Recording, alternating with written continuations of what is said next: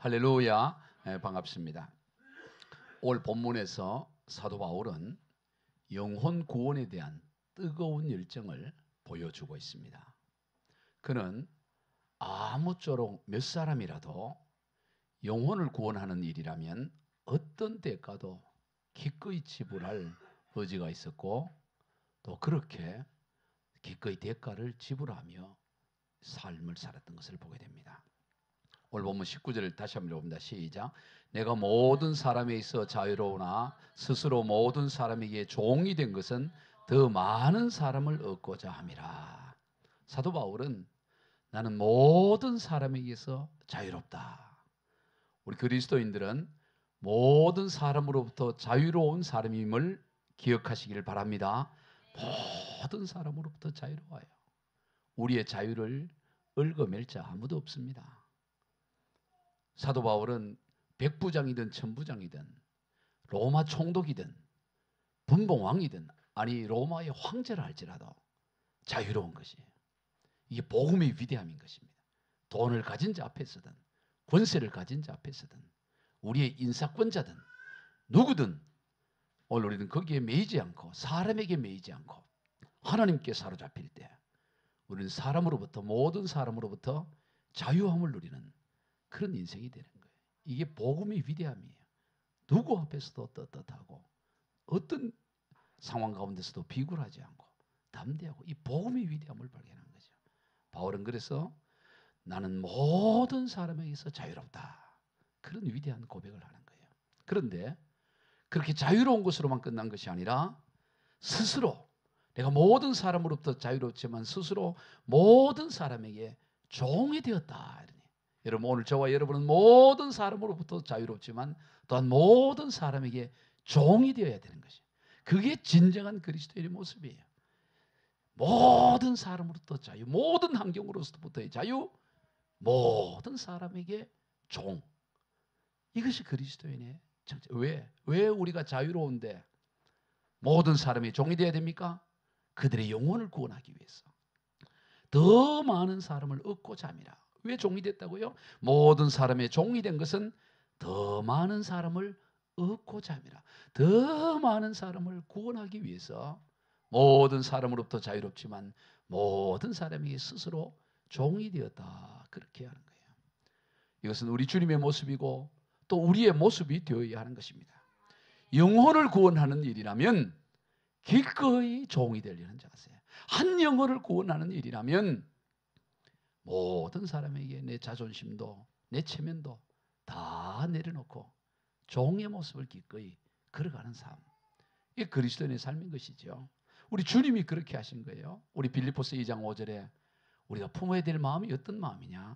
시작. 너희 안에 이 마음을 품으라. 곧 그리스도 예수의 마음이니 그는 근본 하나님의 본체시나 하나님과 동등됨을 취할 것으로 여기지 오히려 자기를 비워 종의 형체를 가지사 사람들과 같이 되셨고 사람의 모양으로 나타나사 자기를 낮추시고 죽기까지 복종하셨으니 곧 십자가에 죽으심이라. 오늘 우리가 품어야 될 마음은 예수님의 마음인데, 예수님의 마음은 자기를 비워 종이 되었다는 거죠. 얼마나 종이 되었냐? 자기를 낮추시고 죽기까지 복종하셨다. 죽을 자리까지 낮추셨다. 이게 예수님의 모습인 거예요. 그러니 오늘 우리가 낮아지지 못할 게 뭐 있어요? 높고 높으신 창조주 하나님이 가장 낮은 죽음의 십자가의 자리까지 낮아졌는데 한차 우리의 인생이 뭘 이렇게 낮아지지 못하고 날 뭐로 보냐고, 날 무시하냐고, 그럴 게 뭐가 있냐고요. 교만할 게 뭐가 있어요? 교만할 거 없고요. 무시당했다고 그렇게 섭섭해할 게 없어요. 그것도 크게 대우해 주는 거예요, 사실은. 우리 주님이 낮아짐에 비하면 오늘 우리는 더 지금보다 더 낮아지고 더 낮아지고 그보다 더 낮아져도 우리는 그저 감사할 뿐이라고요. 여러분, 무디가 워낙 바쁘다 보니까 사람들을 만나서 대화할 시간이 없는 거예요. 그래서 세계적인 3차 대각성 운동에 주도적 역할을 했던 D.L. 무디가 한 도시에 가서 복음을 전하고 하는데 그 유력 인사들이, 기자들이 그와 인터뷰를 하려고 하는데 시간이 안 나고 그 시간에 기도하고 복음을 전해요. 그랬더니 조간신문에 뭐가 나왔냐? 교만한 전도자 무디 이렇게 타이틀을. 교만하다고. 사람도 안 만나죠. 교만하다. 그 함께 스태프들이 갖고 온 거예요. 무디 스님 이런 기사가 나왔습니다. 어떻게 이럴 수 있습니까? 그랬더니 무디가 뭐라 그랬다고요? 이 기자가 아직 나를 잘 모르네. 나는 이보다 사실 더 교만한 존재인데 이 정도 기사 나온 건 나를 좋게 평가한 거지. 그랬다는 거예요. 할렐루야. 신문 찍고 막 이렇게 데리고 와 이렇게 하지 않은 거예요. 이렇게 하지 않고 나는 이거보다 더 교만한 잘 쓴 거라고 잘 쓴 거라고. 여러분 마음에 상처가 있습니까? 왜 상처가 있어요?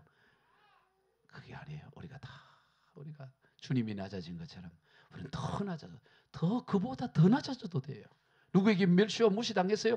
그거보다 더 멸시당해도 돼요. 그보다 더 낮아져도 된다고 사실은. 그 정도만 된 것도 굉장한 거예요 사실은. 그러니까 우리 주님이 낮아진 것에 비하면 오늘 저와 여러분의 낮아지면 아직 한참 더 낮아져도 괜찮아요. 아멘. 옆 사람에게 한참 더 무시해도 돼요. 이렇게 해보세요. 저 한참 더 무시해도 돼요. 아멘. 한참 더 무시해도 돼. 그렇다고 막 무시하지 말아요. 내가 된다는 거지. 이거 그래 하면 되겠어요. 그러니까 우리가 더 낮아지고 더 겸손한 자세. 이게 주님의 모습입니다. 여러분 오늘날 우리 대한민국이 이렇게 짧은 역사 가운데 세계적인 대국이 되고 그리고 국민 GNP가 3만 달러가 훨씬 넘고 이렇게 종교 자유가 있고 이 어마어마한 축복. 이게 저절로 된 걸 줄 아는데 그렇지 않아요. 정말 놀라운 이 대한민국이 건설되기까지는 수많은 이들의 헌신과 눈물과 죽음과 희생과 땀의 결과예요. 그 가운데 바로 복음을 들고 온 많은 선교사들의 헌신과 죽음과 순교의 결과가 오늘 이 강산, 이 대한민국과 이 한국교회를 오늘 여기에 이르게 한 거예요. 그저 우리 선조들이 똑똑해서 그래 된 거 아닙니다. 다 벽안의 선교사들이, 푸른 눈의 선교사들이 자기 땅에서 얼마든지 편안하게 안정된 삶, 미래가 보장된 삶 살 수 있음에도 불구하고 이 땅에 복음 하나 들고 이 땅에 와서 이 조선에 들어온다는 것은 꼭 죽음을 의미해요. 그래서 파송식을 할 때는 그것은 장례식 분위기였습니다. 조선에 가면 그냥 죽는 거예요.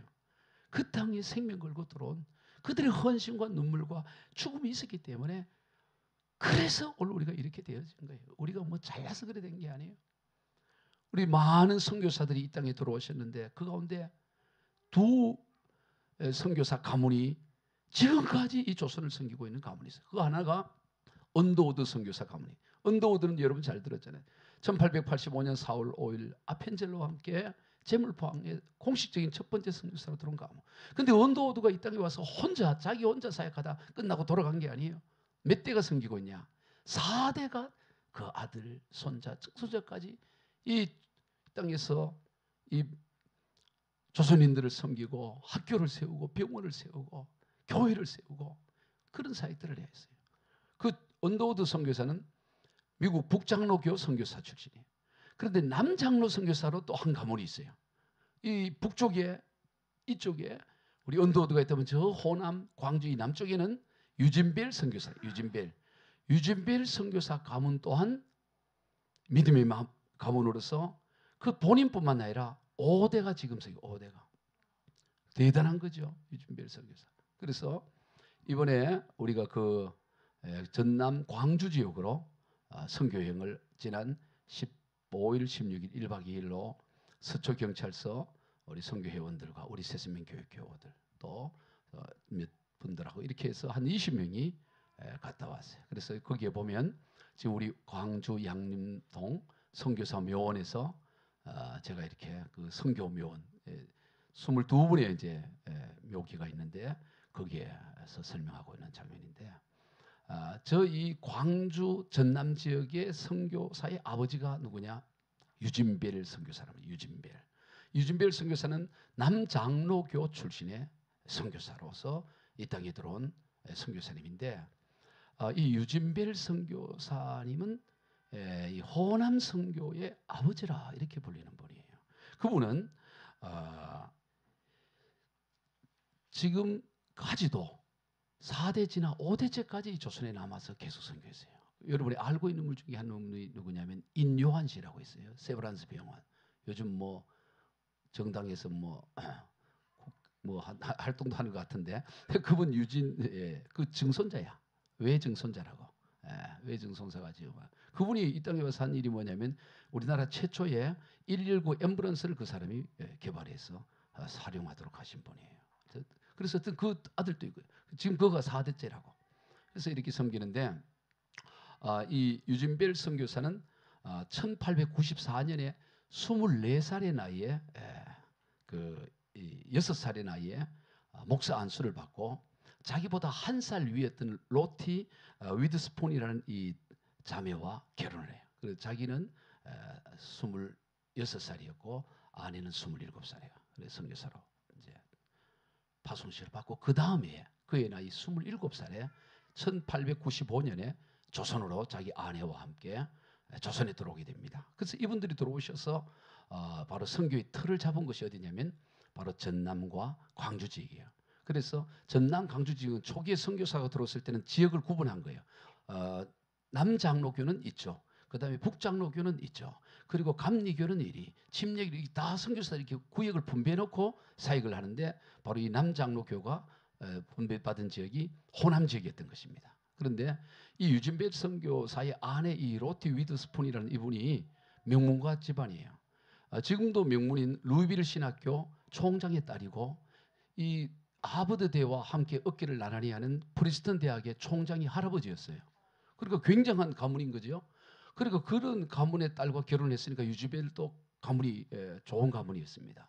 그런데 이들이 이제 1895년에 27살, 28살 조선에 들어와서 바로 이 호남 지역에 선교 사역을 하게 됩니다. 그래서 먼저 그 목포의 지역에서 선교부를 개설하면서 이렇게 사역을 하는데 안타깝게 조선에 들어와서 선교한 지 6년 만인 1901년에 바로 이 34살의 나이 때 부인 34살의 나이 때 아이가 둘이 있었어요. 5살 난 아들과 바로 2살 난 딸 샤롯이라는 딸. 그 인요한의 고조 할머니가 되죠. 그 2살 난 딸과 5살 난 아들을 들고 뱃속에 7개월 임신된 상황에서 심장마비가 일어나서 그 로티 선교사가 세상을 떠나요. 여러분 최고 명문가 가문의 딸이 조선에 들어온 지 6년 만에 34살의 나이에서 이 땅에 생을 마감해요. 그때 죽어갈 때 5살, 2살 난 아이를 두고 그 마음이 어땠을까? 그리고 그것을 지켜본 유진벨 선교사 마음. 그때 아내의 죽음을 지켜보지도 못했어요. 유진벨 선교사는 다른 지역의 전주 지역으로 선교 사역을 떠났다가 그 남편이 없는 상황에서 세상을 떠난 거야. 그래서 아이를 키울 수 없으니까 이 유진벨 선교사가 이 두 아이를 데리고 미국으로 건너서 누이에게 여동생에게 아이를 키워달라고 부탁을 하고 그리고 다시 조선으로 들어와서 조선 선교를 포기하지 않고 선교사를 이어가는 것입니다. 그 사이에 그는 결혼을 하게 되죠. 마가렛이라는 분과 결혼을 하게 되는데 이 안타깝게 이 두 번째 재혼한 이 마가렛 여사와 더불어 이 서울에 올라와서 사역을 하고 호남으로 내려가다가 저기 경기도 병점이라는 데가 있어요. 병점에 철도 건널목에서 철도 건널목에 건너가다가 그 열차와 충돌이 된 거예요. 그래서 그 자기 아내가 그 자리에서 사망을 하는 일이 납니다. 다들 이제는 그 두 아내까지 이제 세상을 떠났으니까 조선 떠날 거다. 그렇게 생각을 한 거예요.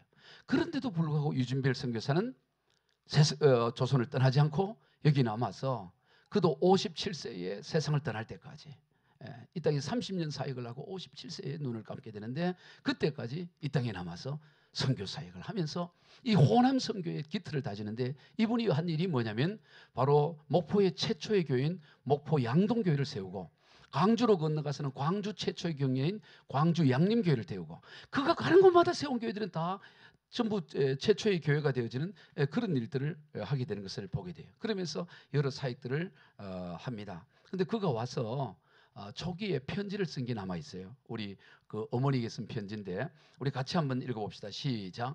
어머니 밥은 맛이 없어요. 그러나 한국 음식을 먹기로 했어요.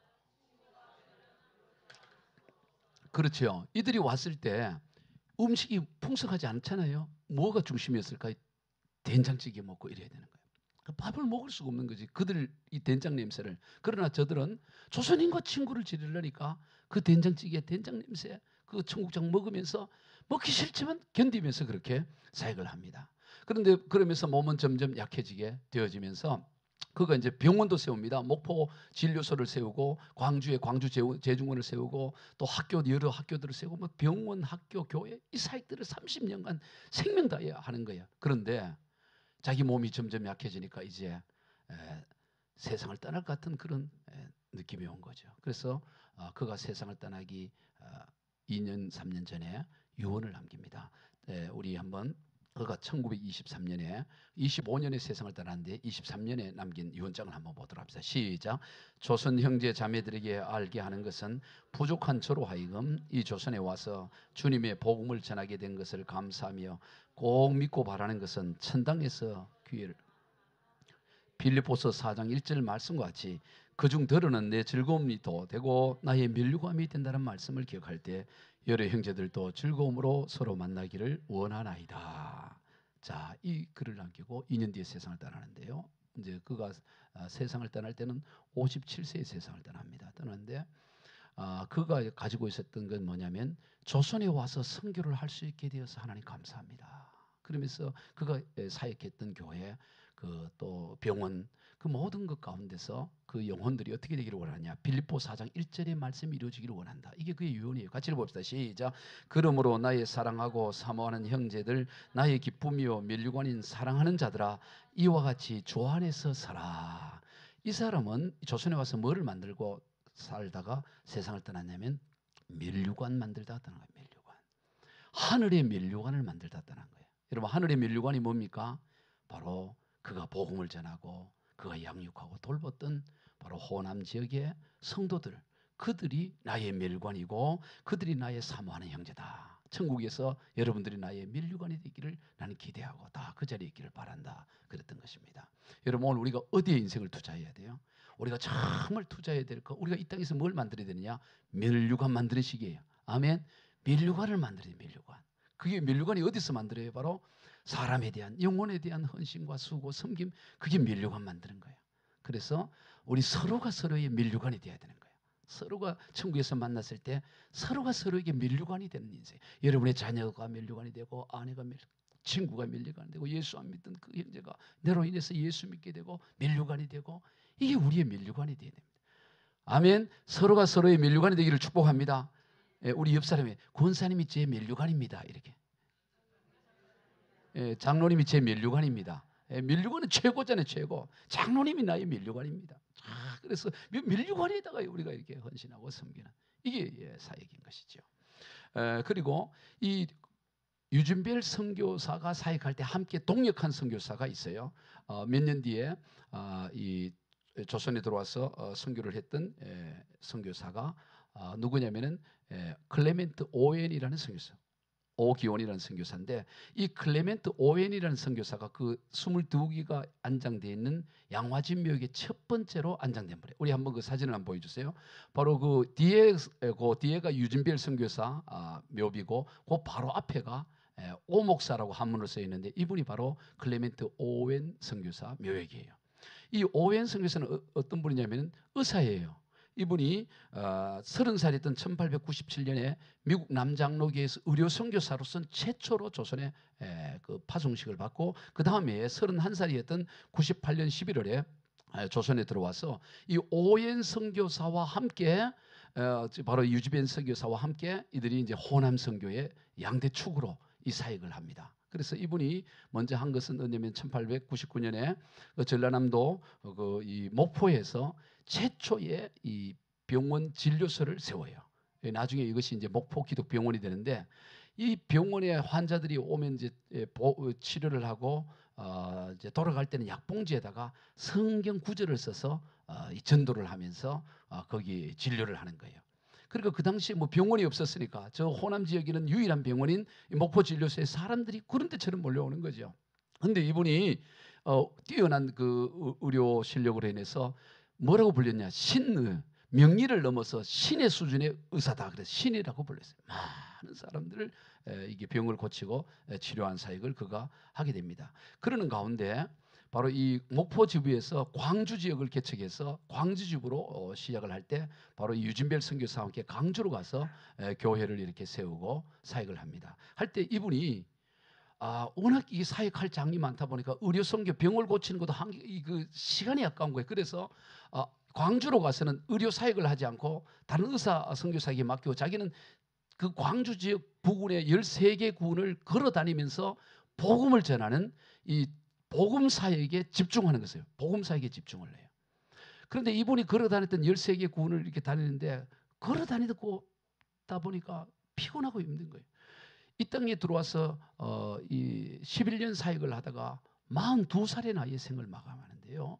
이 걸어 다니면서 선교를 했다 그래서 이분의 선교사 이름을 뚜벅이 선교사다. 뚜벅뚜벅 거리면서 선교를 하는 거예요. 그런데 1909년에 그 3월 22일 날 또 그 광주에서 걸어서 선교를 하러 장흥 쪽으로 한번 나가면 한 달 이상 걸리다 보니까 그 자녀들이 아버지 얼굴을 잊어버릴 정도로 늘 선교하고 전도하는 거예요. 그 나라에 있었으면 얼마든지 의사로서 평안하게 살 수 있었는데 사역을 하고 다니는 것입니다. 그런데 가다가 보니까 이 장흥에 이르렀을 때 몸이 춥기 시작하고 오한이 들기 시작하고 폐렴기가 있는 거예요. 그래서 급히 가마를 빌려서 급히 광주 기독병원으로 옮겼는데 이게 진료가 잘 안 되는 거예요. 거기에 윌슨 선교사가 광주 기독교 병원장으로 있었는데 진료를 해보니까 이 사람은 외과 의사야. 외과 의사인데 진료력이 안 되니까 그 당시에 목포 기독병원에 있던 그 포사이드 선교사에게 전보를 보내갖고 이거는 내과 의사인 거예요. 급히 와서 이 선교사 오엔 선교사 좀 진료를 봐달라고 해서 이 포사이드 선교사가 급히 이 광주에서 목포에서 광주로 오는데 나주까지는 배를 타고 오고 나주에서 말을 타고 광주로 들어가는 거예요. 그런데 나주에서 말을 타고 가다가 어느 정도 가다 보니까 길거리에 한 여인이 주위에 벌벌벌벌 떨고 있는 거야. 말에 내려서 봤더니 머리는 감지를 않아서 얼마나 감지하지 막 엉망이 돼 있고 냄새가 나고 자세히 봤더니 여자 나병 환자야. 손가락이 2마디밖에 없고 다 썩어가고 있고 뼈밖에 나. 그대로 두면 그냥 죽는 거예요. 지금 동료 선교사는 지금 죽어간다는 소문을 듣고 지금 길가에서 한 여인이 죽어가고 있어요. 여러분 이런 상황에서 여러분 어떻게 해야 될까? 빨리 그냥 말 타고 지금 오연 선교사로 살리러 가야 돼요. 아니면 지금 이 나병 환자 이 사람을 어떻게 해야 되겠어요? 이때 포다이 선교사는 자기가 말에 내려서 이 여인을 자기 말등에 태웁니다. 그리고 자기는 걸어서 가는 거예요. 걸어서 광주까지 가는 거예요. 갔더니 이미 어떻게 됐을까요? 오연 선교사는 세상을 떠난 거예요. 42살의 나이에 세상을 떠난 것입니다. 그러니까 이 죽어가는 이 나병 환자 이제 떠난 사람이고 이 여자를 어떻게 치료할까 어디 눕혀야 될 거 아니에요. 그래서 오연 선교사 침실에 눕혀.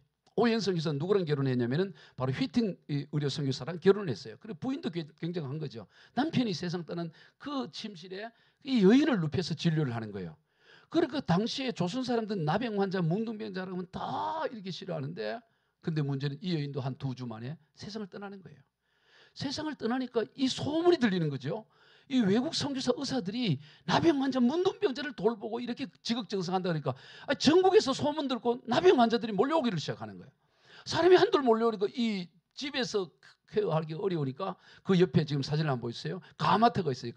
도저히 굽는 가마터를 해서 거기서부터 사람을 이렇게 수용하면서 돌보기를 시작하는 겁니다. 이 환자들을 돌보기 시작하니까 이때 거기에 이 광주 땅에 누가 있었냐? 최흥종이라는 최흥종, 오방 최흥종이라고 나중에는 위대한 그 광주의 최초의 목사가 되는데 이 최흥종이라는 사람이 5살의 어머니 여이고 17살의 아버지 여이고 그냥 허랑방탕하게 깡패가 돼서 그 최망치라고 불릴 정도로 포악한 삶을 살던 사람이 우연히 이 소문을 듣고 봤는데 보니까 어떤 일이 나냐? 아니 이 미국 사람이 이 멀쩡한 사람이 나병 환자들을 그냥 이 고름하고 이 치료하는 걸 보고 충격을 받은 거예요.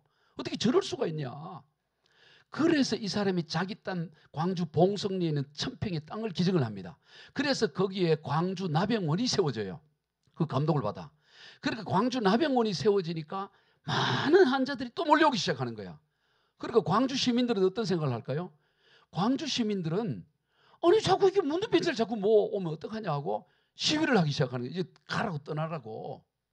그럼 갈 데가 어디 있어요? 그래서 연구를 하는 거예요. 포사이드 선교사, 윌슨 선교사들이 이 최홍준과 더불어 자리를 찾습니다. 그걸 어디를 찾냐 보니까 그 나병 환자들을 따로 모아두려면 섬이 좋을 것 같아.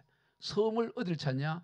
그 섬을 찾는데 그 섬이 지금 뭐가 되느냐? 나중에 개간지가 연결돼 가지고 지금은 섬이 아니고 바로 차로 몰고 가는데 그게 바로 애양원이라는 거죠. 애양원. 여러분 우리가 저 손양원 목사님의 애양원 너무 잘 알잖아요. 근데 제가 다음 주에 우리가 애양원과 그다음 주기철 목사 그 두 군데를 또 갔다 왔는데요. 그 애양원과 관련된 거 그리고 주기철 목사님과 관련된 걸 다음 주에 또 이어서 입으로 말씀을 드리는데 바로 그 애양원에 거기에 신풍이라는 섬이었어요. 지금은 이제 섬이 아니고 연결되어 있는데 거기에 이제 그 나병 환자를 모으기를 시작하는 거예요.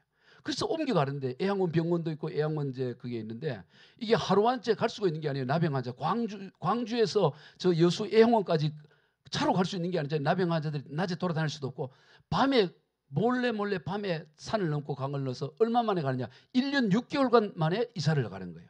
한 사람 가고 한 사람 가고 밤에 산 넣고 그래가지고 광주 애양원이 그 지금의 애양원이 되어지는 그런 일들을 하게 되는 것을 보게 되는 거예요. 바로 이들의 헌신과 성김과 죽음이 있었기 때문에 이루어진 것이다라는 것입니다. 그래서 이 오웬 선교사는 조선에 왔을 때 보니까 그 당시에 양반들만 인격적 대우를 받고 일반 서민들과 천민들은 이름도 없어서 자기도 이름을 그냥 뭐라고 불러라 그러냐면 그냥 오 목사라 불러 그래.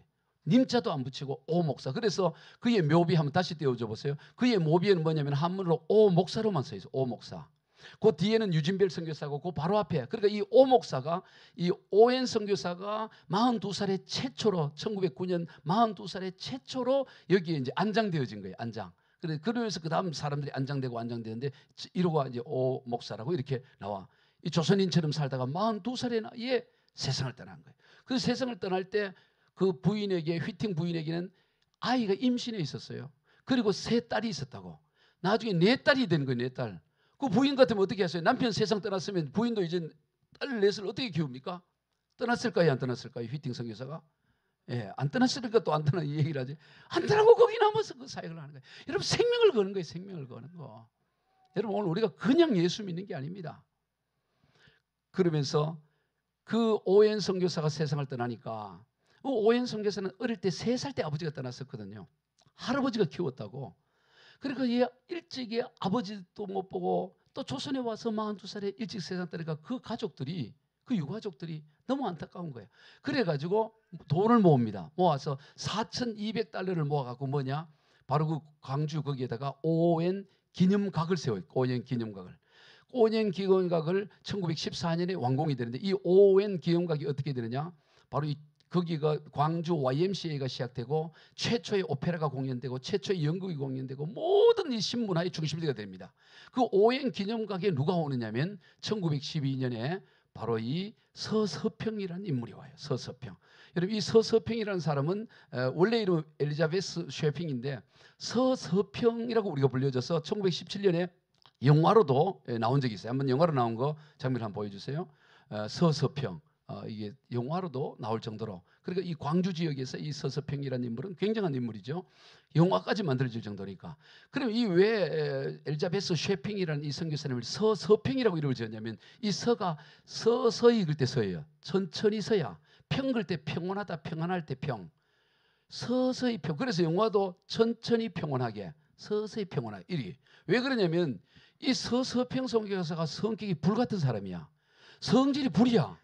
그래서 자기 이름을 뭐로 질까 하다가 좀 천천히 평온했으면 좋겠다 해서 이름을 서서평이라고 지었는데 이 서서평이 그건 원래 독일 사람이에요. 독일 사람인데 이 엄마가 뭐냐면 이 호텔에 이 청소부로 일을 하고 있었는데 어떤 남자와 눈이 맞아갖고 애가 태어나게 된 거예요. 그러니까 아빠가 누구지도 몰라. 그러니까 이 애를 낳아가지고는 자기 엄마한테 서서평의 외할머니한테 맡겨주고 자기는 미국으로 가버렸어. 이 서서평이 3살 때. 미국 가버렸는데 이 서서평이 독일에서 자라는데 외할머니 밑에 자라는데 외할머니가 9살에 세상을 떠나는 거야.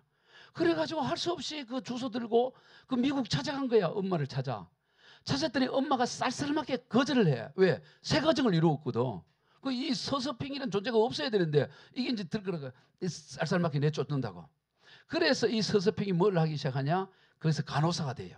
간호 공부를 해서 이 땅에 이제 선교사로 들어오게 되는데 간호 선교사로 이 땅에 서서평서가 간호 선교사로 이 땅에 들어오게 됩니다. 들어와서 어디서 사역을 하느냐? 바로 아까 얘기한 것처럼 그 바로 광주 기독병원 그 당시엔 제중원이라고 그랬어요. 그 강주 제중원에서 이제 병원 사역을 하면서 환자들을 돌보고 간호사 사역을 하고 우리나라 최초의 간호사 협회를 만들고 뭐 이런 여러 가지 일들을 하면서 거기에서 이제 여학생들을 위한 신학교인 이일신학교, 지금은 이제 호남 그 장신대 가운데 하나인 한일 장신대 모체가 되는 그 이일신학교를 만들고 여러 가지를 했는데 이분이 아주 이렇게 검소한 생활을 했어요. 검소한. 당시에 하루 그 식비가 한 3원이라면 자기는 10전 30분의 1로 생활할 만큼 검소하게 생활을 하다가 그가 또 54세의 나이에 이 땅에 들어온 지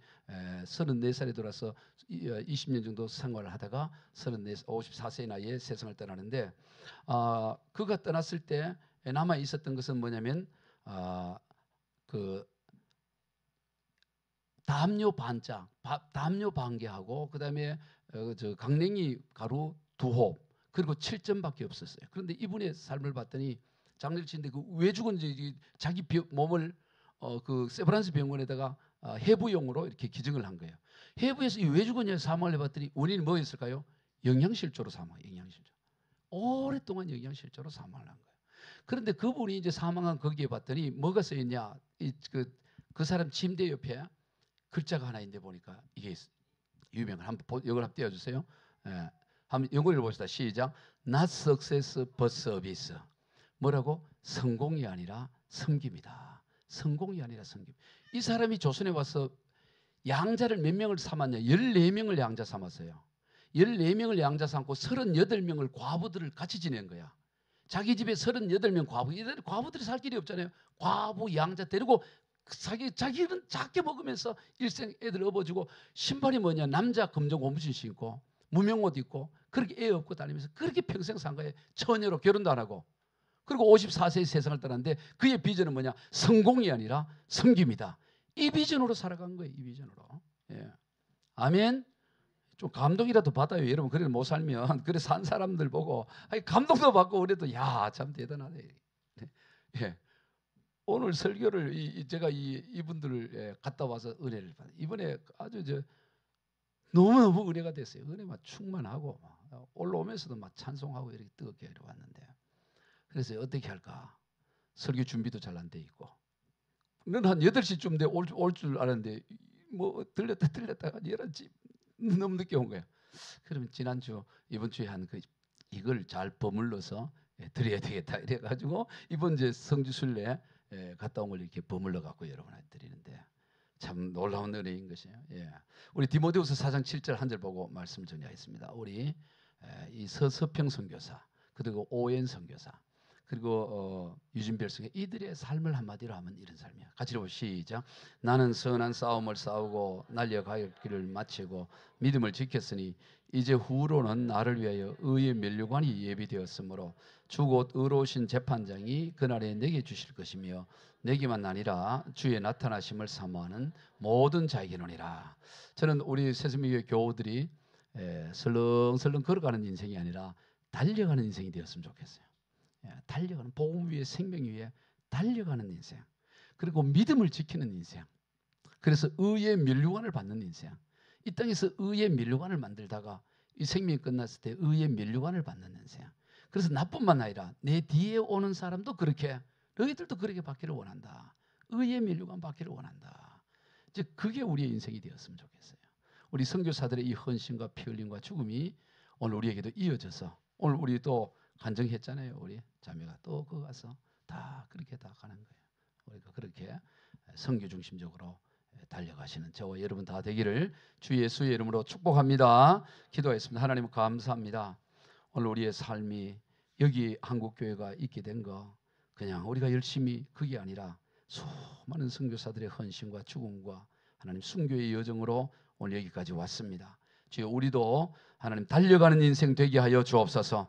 하나님 그저 이 세상을 그냥 구경하고 관광하다 가는 인생 되지 않게 하시고 하나님이여 순례자의 길로 생명 다해 복음 다해 우리 선교사들이 갔던 길을 우리도 그렇게 달려갈 수 있도록 주여 축복하여 주옵소서. 감사하며 예수님의 이름으로 기도하옵나이다. 아멘.